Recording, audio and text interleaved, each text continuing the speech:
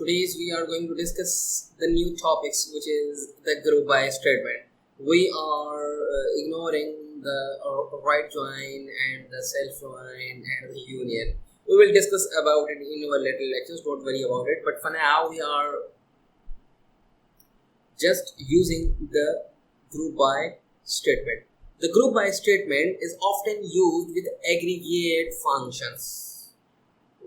When I say aggregate functions, that means I'm talking about the count, max, min, sum, average. So you know very well that we have already discussed these topics in my previous lectures. Okay, so how? Now I'm saying that I'm going to use the group by. I'm saying select. I'm saying count, which I'm saying that SID from the student. I'm saying from students, control N. So now as you can see, it's giving you the 7. Now I'm saying if group by city name, so it's giving you the 115. If I say that select static from students, hit the enter button. So now as you can see, we have 3 cities, 1, 2, 3. So now as you can see, these are the same values. 1, 2, 3, 4, 5 values are the same. London, Karachi and Paris, these are the 3 values. So that's why I'm saying count the results from students table group by cities. Since we have 3 cities, so that's why it's showing you the results group by. You know very well, while using the aggregate functions to group the result set by 1 or more columns.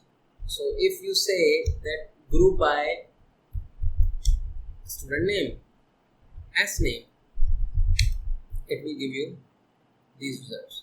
Why? You know very well that you have these students, John, Shakespeare, Alex, and you have 5 records of Alex.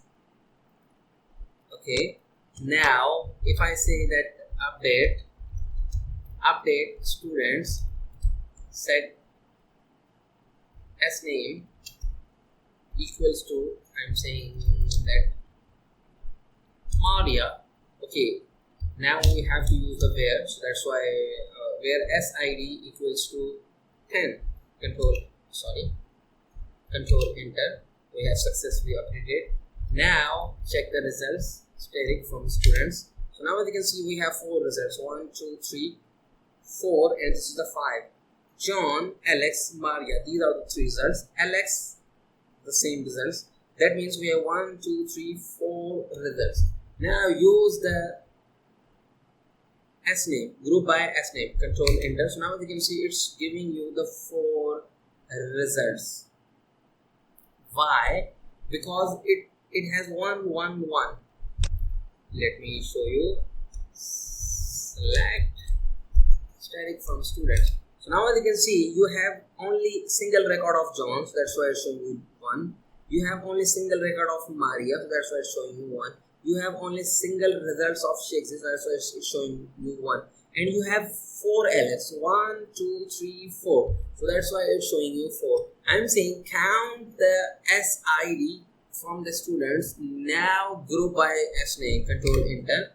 So as you can see, that's why it's showing you this is the Alex result and these are the other results. So in this way, your group by statement works. So group by statements are always used with aggregate functions. That means I'm talking about the count, min, max, average. So this is very useful statement while working on thousands of records. So I think this is enough for today. In the next video, we are going to cover some other topics. So thank you for watching.